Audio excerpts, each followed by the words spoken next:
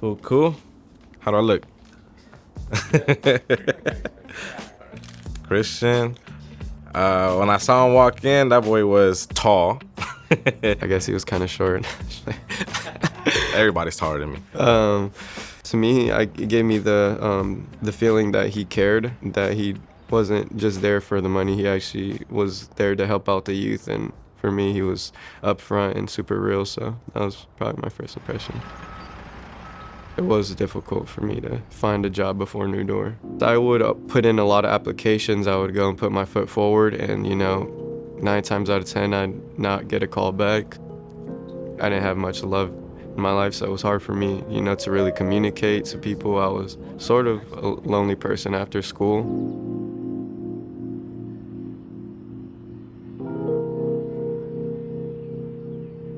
From the very beginning, I feel like Chris just wanted to try, finding a job that he was interested in.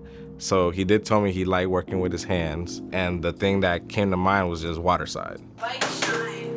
That's when he gets his soap dirty. It was hard for me to tell if Christian trusted anybody or if he was sad, really.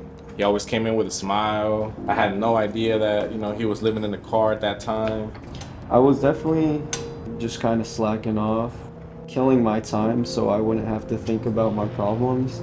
Christian felt like it was okay where he was at, and I needed Christian to understand that he deserved way better than what he thinks he deserves. When Christian stopped talking or stopped responding, I got worried. I'm like, what's going on with my guy?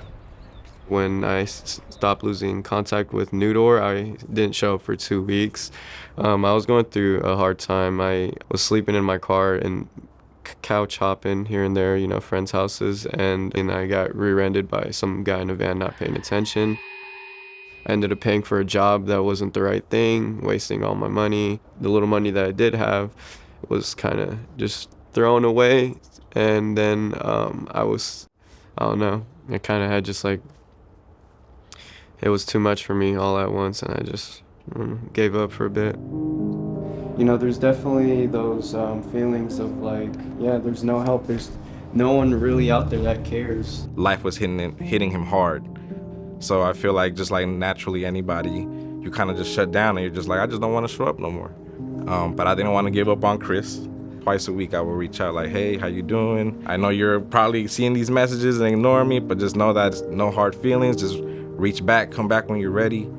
I don't know what happened. Just one day he reached out again, and then he came back to the program. I would say he was a little more quiet, a little more closed when he came back. I remember sitting in one of our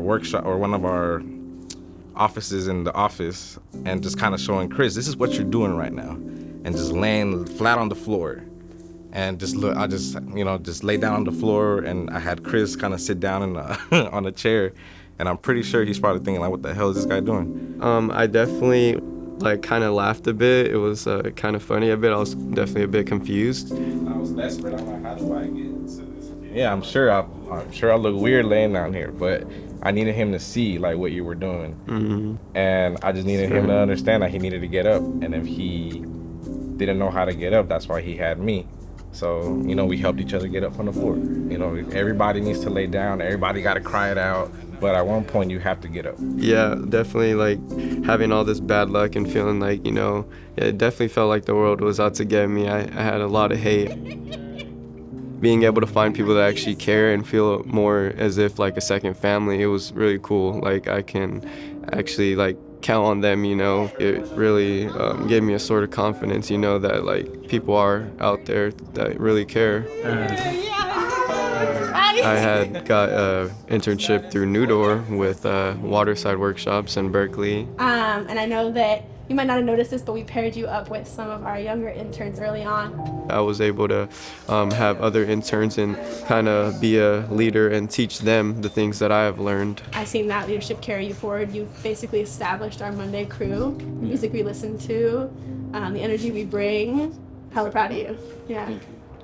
I love the environment. I feel like I fit in, right at home. They ended up telling me after my time was up with the internship that, I got the job. That's a big part of why we choose to hire people on our payroll into Waterside Workshops, is we want to grow that cycle of education. So if you're learning the stuff and you're stoked about it, and then you're good at teaching it and you develop that community, which you show great promise for, and you continue to do that when you're here, that's why we wanted to bring you on staff. And I was stoked. It was like, I don't know, it was mind-blowing that I could actually, you know, like achieve my goal and find a job, you know, go more than above and beyond. You know, I wasn't expecting to, you know, get a job right after and, you know, be something that I really enjoyed. So honestly, I was like pretty ecstatic. I was like, wow. Now I have stable transportation, I have a car, I have stable housing, I have a stable job. Now you're even a provider. Exactly. I haven't found a solid toy. He just goes through them all. How'd you feel the first night? The first night? After sleeping in your car for I don't know how long. Oh my gosh, it was like a huge relief. It was like, wow, I feel like a free man. Like, I feel like I don't know, I was like a rich person or something. I was like, wow, I got my own house, you know. Man, I'm moving up in life.